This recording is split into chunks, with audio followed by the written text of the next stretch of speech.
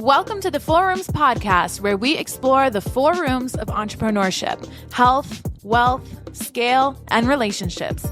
Each episode is dedicated to opening new doors and uncovering insights that empower you to design your entrepreneurial journey to be both lucrative and fulfilling. And now, your hosts, Amber Spears and Brett Kaufman. Ladies and gentlemen, welcome back to another podcast, the Four Rooms podcast. I am your co-host, Brett Kaufman, and I am here with Justin Maxwell from Big Life Financials, and we're going to be talking about many things in this episode, but some key things, and especially about how to keep more of your hard-earned money and how to legally save a lot of money on taxes. So Justin, thank you for being here. Yeah, thank you, Brett. I really appreciate this opportunity. I'm glad that we have the chance to speak. Absolutely. So this morning at our LA Intensive, there's about 50 to 65 people that are here. You blew everyone's mind in the room. For people that weren't there, can you share a little bit about like what you talked about? Yeah, so I focused on what happens with business owners is you get really good at making money. You're really productive, you're really profitable, things are going well. Obviously, there's always going to be headaches and things you're chasing, but when you compare yourself to the average American or the average person in this world, you're making way more money than anyone would even dream of having in a lot of cases. But just because you're good at making money doesn't mean you're actually good at keeping it and actually building wealth. And there's learning how to do that is just like any skill. Once you learn how to do it and once you put systems in place, it becomes natural. It's not as clunky and everything goes a lot better. And what I was really focused on early on today was that the first step is you get a great team and you make your team communicate, collaborate, and you do that consistently. And that's the key is you have great professionals in your life probably already, but they probably aren't talking to each other. And when you can get them all talking and collaborating, magic starts to happen. And that's the way that family offices are built. They want professionals in the same room talking and collaborating. And so you aren't at the level of family office likely yet, but you can still mimic that environment of talking, communicating, collaborating amongst your professionals. And see, that's so important. And we're going to get into that in a little bit about the team people that you need, because when you were talking, I have an advisor and I have someone that does my taxes, but they don't communicate. I mean, I think I've emailed and introed them a few times, but they're not regularly checking in. So I'm very excited for you to walk through that org chart that you showed us. Yeah. Before we get into this, I don't believe you just were born a tax savant on how to save money. How did you fall into this? My story is probably not going to, it's going to, when I'm going to say this is not going to, you're going to be like, well, that doesn't sound right. Okay. So I was a physical education teacher. Really? Yeah. I wanted to be a college professor.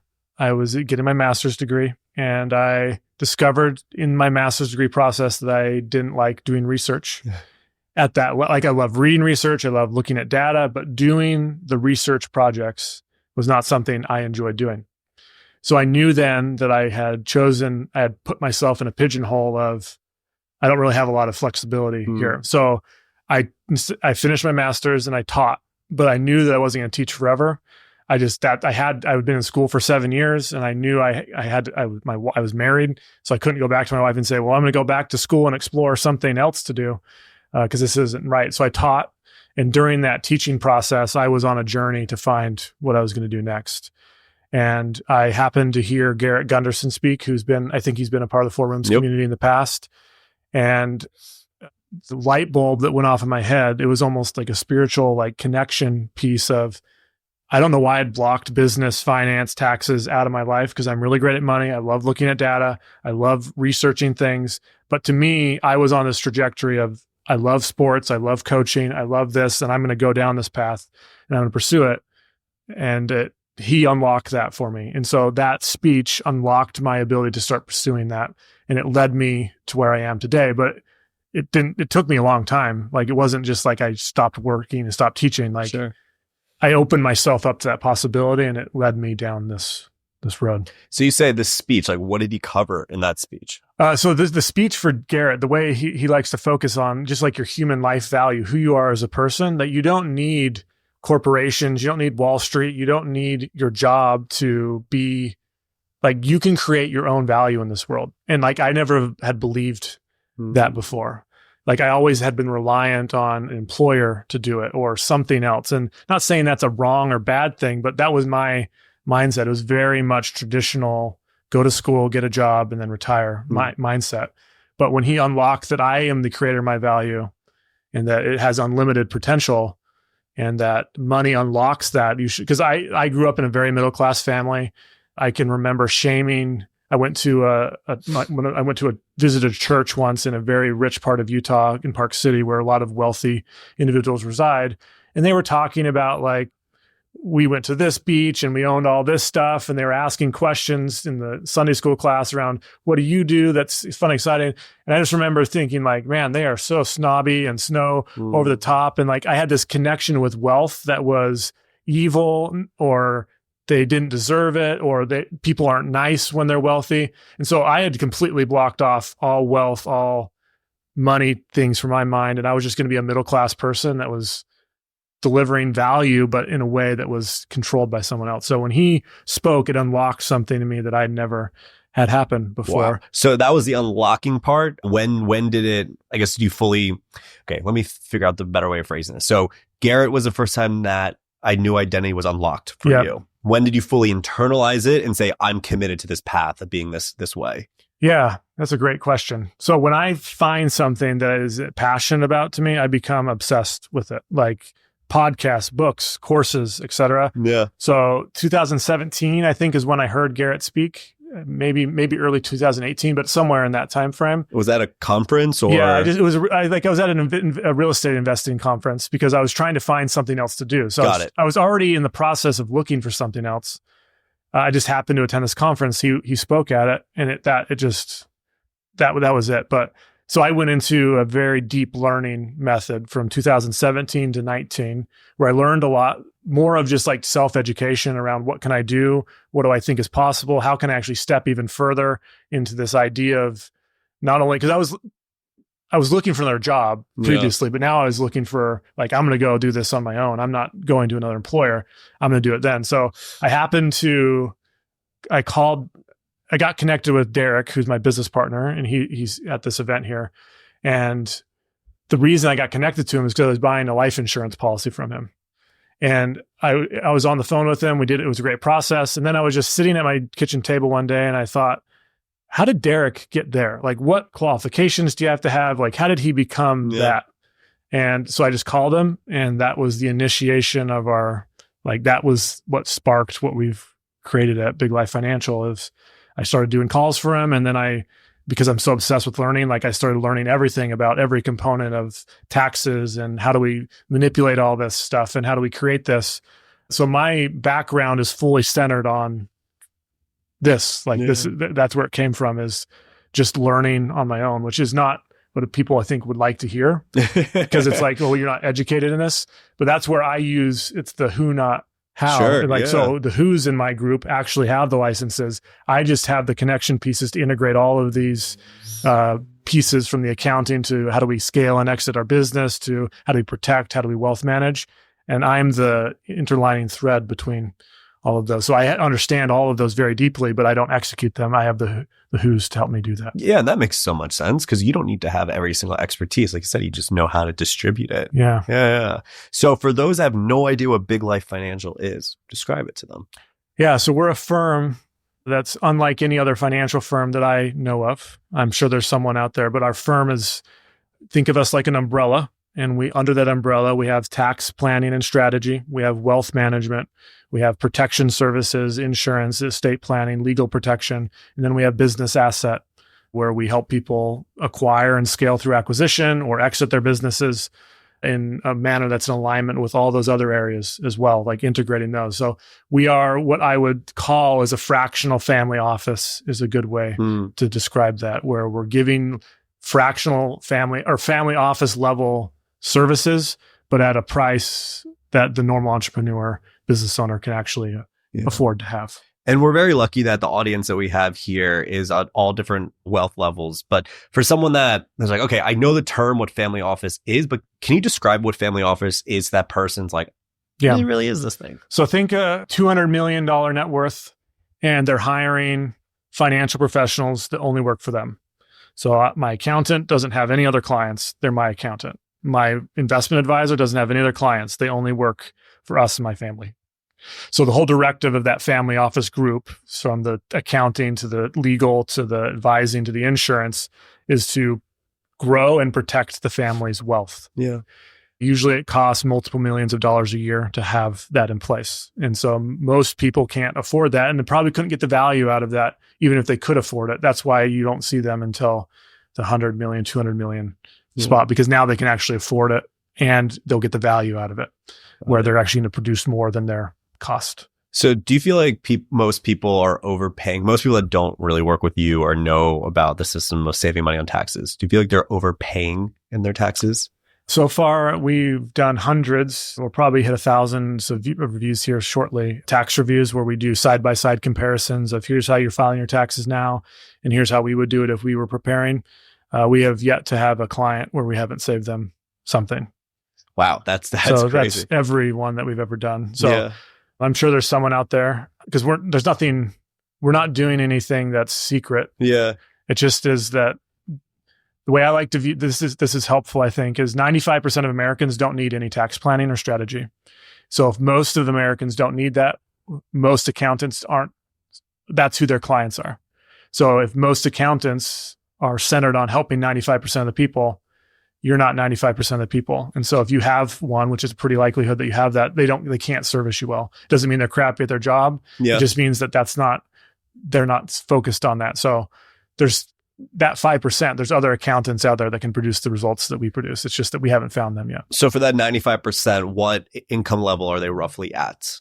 Yeah, anything I'd say less than even just 100 grand is anything less than 100 grand is what most accountants can do a really good job at helping. So downstairs when you were presenting, you broke down, it was like 3 levels of income and like common. This one, Patrick was asking that question. Yeah. And he was asking different strategies you can implement. So can you give me that first tier? Let's say I'm making 101. I think you said to 200. Yeah. What does that look like? Yeah. So 101 to 200 is you are. So let me one step back, because I really probably should have said this earlier, and I think people need to know this. Tax strategy and planning only happens if you do it proactively. Okay. So you can't just wait till January or December and say, okay, now what do I do? What things do I implement? Like it's a process throughout the year. So whatever level of income you're at, whether you're at 100,000 or 1 million, you still are proactively doing it. Now the strategies and the amount that's available for you is a lot more for the 1 million person, but it's still the same processes. I have a tax team and I do it proactively. And then I can implement. If you just do those first two things, everything else will ripple on its own behind it. So the team and the proactiveness will cause you to do the things I'm about to describe. Does that make sense? That makes sense. So the basic things for just someone that's $100,000 of income is you just make sure that you have a good salary distribution split.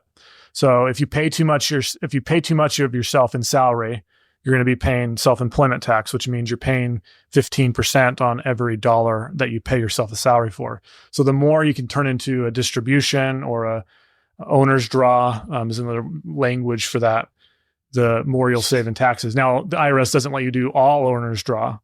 Like you have to, there's a balancing act. There's a process to it. Like it's not something simple, but your accountant should be able to help you do that. And if they don't, if they're saying, well, you just do all salary, you're paying too much in taxes. And that's a cue that I need to level up one person to the next level. Because that's as simple of a strategy that you could have. Like we just barely did someone, like he's making 600 grand and he took all 600 grand in salary. And he's like 45 years old. So he's been in business since he was 25. He's a chiropractor. Obviously, he wasn't making that much money the entire time, but his entire career, he's been paying 15% extra on a whole bunch of his money. And like, it's just the simplest of switches. And that's introducing an S Corp. Is there certain things? Yeah, it doesn't have to be an S Corp is the way you can do that, but it doesn't have to be an S Corp. Like the S Corp is the usual mechanism for doing that, but you don't have to have an S Corp to do that.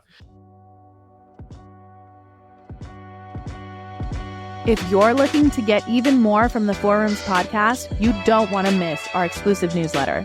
This is your personal invitation to join a community of like-minded entrepreneurs who are all about balancing health, wealth, scale, and relationships. Each week, we're going to bring you additional insights, tips, early announcements, and other information that we just can't fit into this podcast episode.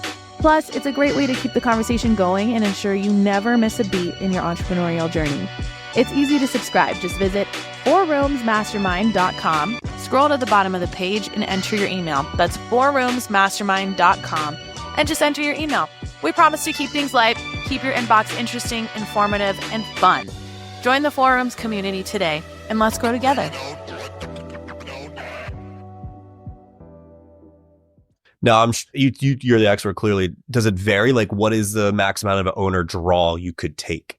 Yeah, so that gets really dependent. Basically, the way I would describe it as is if you were going to hire someone that was going to replace you for whatever, like there's a lot of doctors in this community or people in the medical space or even like marketing folks. Obviously your skill is high, so you have high volume, but just think of like if you were going to replace yourself on a base level, how much would you pay someone to replace you? That's the salary you pay. And then usually anything above that can be distributed. Not always. There's some nuance there, but that's a good way to think of it. As a base level, you can do, this is very broad, but 2/3 distribution, 1/3 salary.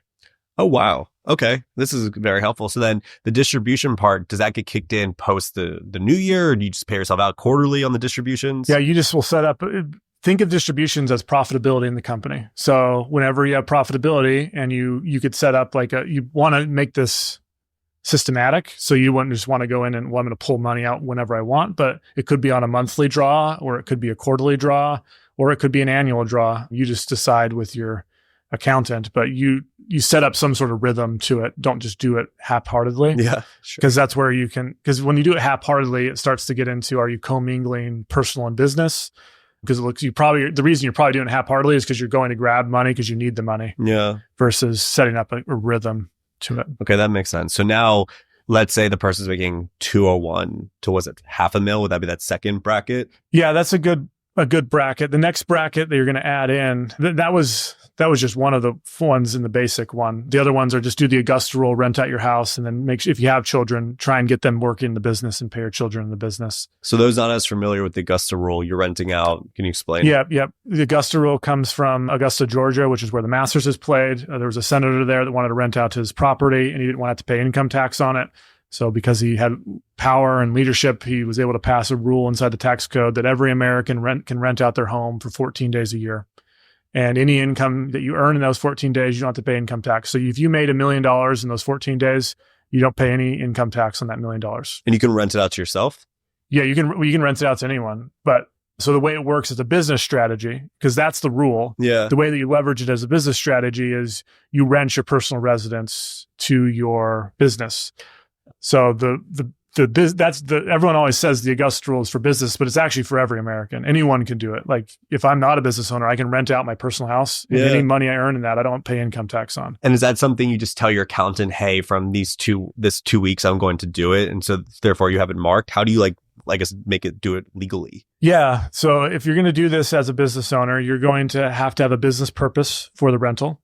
You're going to want to get comparables of like, what is my square footage? What is the niceness of my home? You can look at other like houses on Airbnb or VRBO for comparables, but you also can look into like hotel spaces and things or wedding venue type spaces as well. But you get comparables, and then the business is going to write a check for whatever number you arrive at. They'll write a check to you personally because they're renting it from you. And then the business is going to host a meeting or do something, an event or something at your house.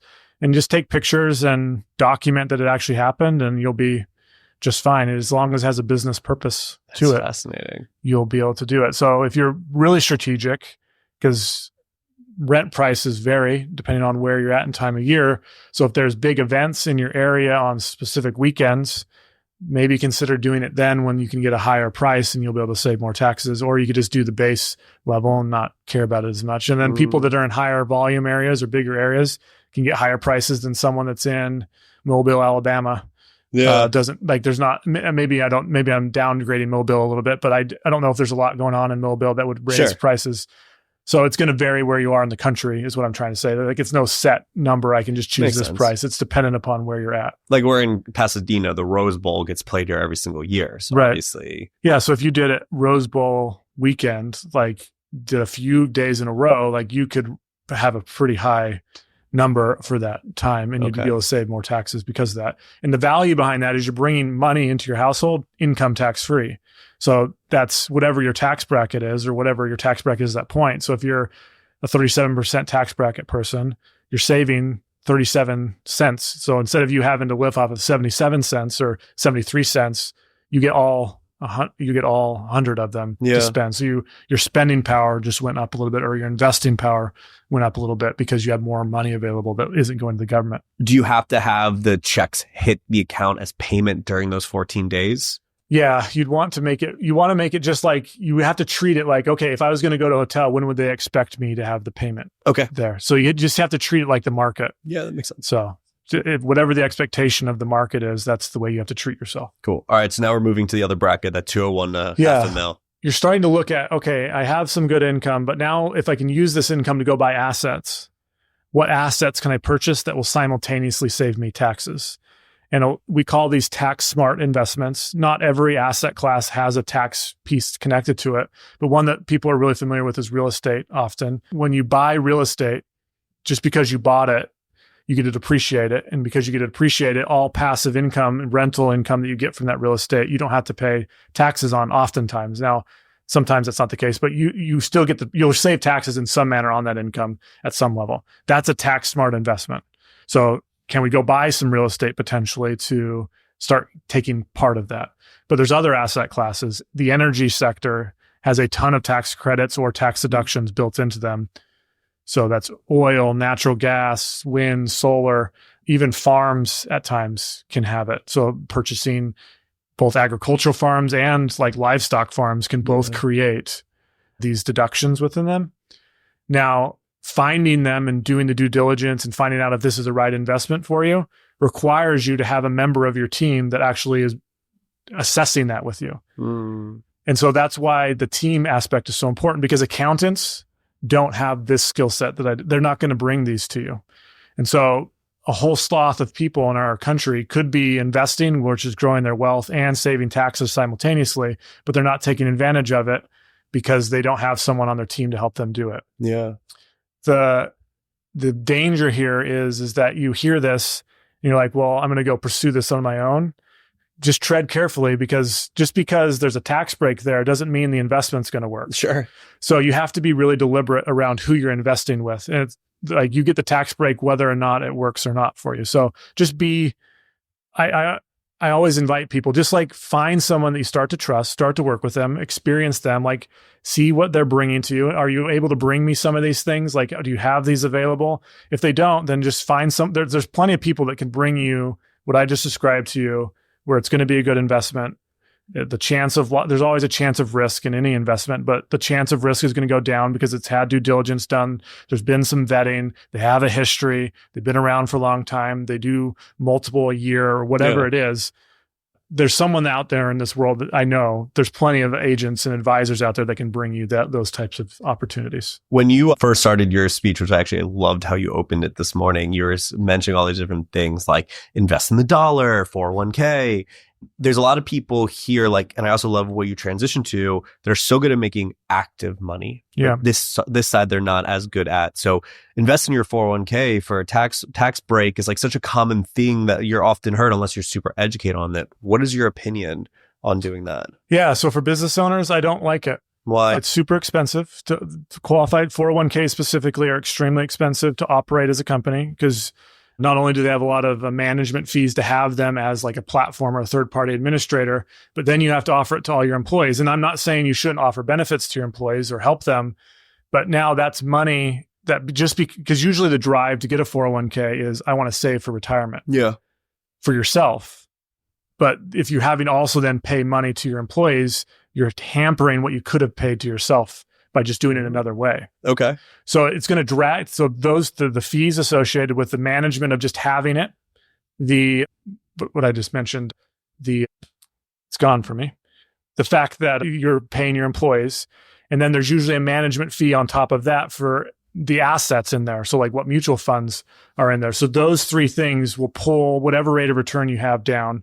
And I've done lots of numbers and scenarios around this. Like it doesn't take much to take an 8% return down to a 2 to 3% return just because it's inside the 401k. Yeah. Because of all the fees and because you're paying your employees, where you would never do a 401k if you're going to get a 2% return. But oftentimes for business owners, that's the result. What about the business owner that has like W-9s or contractors, so they're not paying a 401k to their team? Yeah, so you'll just take out that middle one where you're paying employees, but you still have the management fee of it and you still have the advisor fee of the mutual funds. And then the last reason I don't like them is they limit what you can invest in. So it's a select chunk of investments.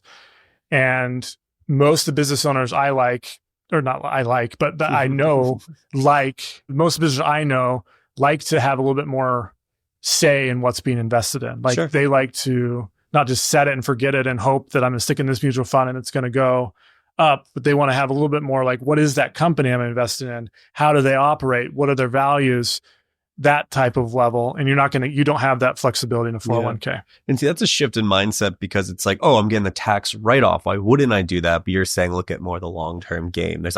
Once you understand, there's other levels you can invest into. Yeah. So that's one level. And then the worst thing I hate about it is it delays your taxes. All you're doing is you're waiting. You're not paying them today. You're going to pay them when you pull it out. But if you're planning right, you should have more income at 65, not less. And if you have more income at 65 or whatever age you choose to do that, 65 is just a common one, you're probably going to be paying either the same tax that you were going to pay today then, or it'll be higher because we're in the future and the United States government is $33 trillion in debt and they had to raise taxes to reduce it. So now you're paying an even higher tax bracket. The only reason 401ks are attractive and so pushed is, again, 95% of Americans are middle class. And middle class people oftentimes will, like they're in this tax bracket now, but they're going to end here. But again, if they're planning well, they should also be in a higher tax bracket. If you're choosing to be in a lower tax bracket, you're choosing to live a less life. Your lifestyle is going to be less. Like that's the only thing that's happening. So you're pigeonholing yourself into a scarcity bucket, which I don't like. So those are the reasons I'm not a big fan of 401ks. It makes sense too, especially because like, are you doing the Augusta rule, the other things that you talked about? Because like you said, you might save that tax money on taxes that you would have saved on the 401k anyways. Right. Correct. Yeah. And the way I like to view it, if you want to do a qualified plan and maybe you do want to offer it to your employees, like maybe that is something you actually truly want to give them as like they're middle class, they need to be saving, they're not going to save without me, and I want them to have something for the future, then maybe that's the last thing we do. We do a qualified plan last is like, yeah, I'll save a little bit now. I'm okay with what's going to happen in the future. It's fine with me, but I'm getting some other dollars invested and saved for myself, and I'm offering my employees something really good. So there is so much that we could go into. Unfortunately, I know we're coming close to an end. So I want you to tell the person that real quickly, I know probably harder in like a minute, break down that org chart. Why are you so effective? Because you have all these different people underneath of you that you work with. Like break that down for the listener. Yeah. So I want them to view their wealth team like they do their business team. Like they have organizations, they have departments that have specific tasks and specific jobs, but those organizations still talk to each other. Like the leadership team comes together for meetings and they're collaborating and coordinating. So view your wealth team in that exact same manner. So you have a tax department, which is not just made up of your accountant, it's made up of that registered investment advisor and all the people there's tax attorneys and all sorts of people on there. Then you have your wealth management. Again, it's not just one advisor, it's a group of wealth managers. You have your protection team. Again, it's a group of people. And then your exit and scaling and mergers acquisition team. And then the leadership team will meet with you 3 to 4 times a year. And just doing that, implementing that structure will have ripples of giving you the permission to start reaching wealth that you never thought possible. And like Jeff Sands, who you brought on stage to talk about his experience, he was like, there's so much I can't even talk about in this moment because of how like amazing you've done. Just it's complicated. So for people that want to follow you and learn more about you and how you can help them save money on taxes and help build up their wealth, where should they go to do that? Yeah, there's 2 places I think that it can be really beneficial. I post a lot on LinkedIn. And then I also have a YouTube channel that I post fairly frequently called The Wealth Preserve. Nice. The Wealth Preserve. Sorry, no, I messed it up. Max Wealth. So it's a play on my name, Max Wealth Preserve.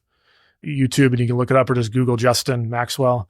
There's a baseball player that has my name, but my goal is to be when people Google Justin Maxwell, he'll no longer be there. So, or you play baseball as well. Or I played baseball. And yeah, I played baseball in the past, but not at the level that gentleman did. So, and last question. I know you're here. This is your first event with us. You're downstairs with about 50 to 65 amazing, all 7 to 10 figure entrepreneurs. For someone that's like interested in coming and doesn't know anything about us, how would you describe your experience? So I attend a lot of business owner events. And the unique thing here is that there's a culture centered on it's centered on kindness. Like people are kind to each other, and it makes it easy to share. Everyone is talking to you. Like there's a lot of collaboration. Like we did a thing yesterday where business owners were sharing some pretty vulnerable parts of their business and saying like, this is going wrong right now. How can you help me? And at least my group was extremely like, let's just try this. Have you tried this? And it was very empathetic and just like everyone wants to help build each other up, which isn't always the case in business owner groups, because sometimes there's some competition or there's some posturing that goes on. My business is bigger than your business, or there's more of like, it feels salesy, like everyone's trying to sell to each other, and it just doesn't flow well. That's not the case. Everything I just said doesn't exist here, and it's very just a positive, uplifting environment. Well, that makes us feel very good. Thank you. And we appreciate you coming to join us. Yeah, thank you for the opportunity, Brett. Absolutely. So that was our episode with Justin Maxwell. My name is Brett Kaufman. I am the co-host of 4 Rooms podcast. And most importantly, you are only one connection away. So thank you so much for being with us, and we look forward to seeing you on the next episode. As we wrap up today's episode, we have something special just for you. If you've been inspired by what we've explored today and you're ready to take your learning to the next level, then our 4 Rooms Mastermind live event is the perfect next step. And because you're a part of our podcast family, we're offering an exclusive 10% discount on your registration when you apply and are accepted. This is your chance. It's your chance to build relationships with other ambitious entrepreneurs like yourself, to dive deeper into the 4 rooms of entrepreneurship, and to connect with experts who can truly help accelerate your growth. Simply follow the event link in the description of this episode and use the promo code 4rooms10. That's FOURROOMS10 on your application to claim this opportunity. This offer is subject to application approval and it's limited, so don't wait too long to make your decision. Join us and transform your journey with the insights and networking that only our live events can offer. Thank you for tuning in today. We look forward to seeing you at the event, and of course, right back here next time on the 4 Rooms podcast. Until then, keep balancing and keep growing.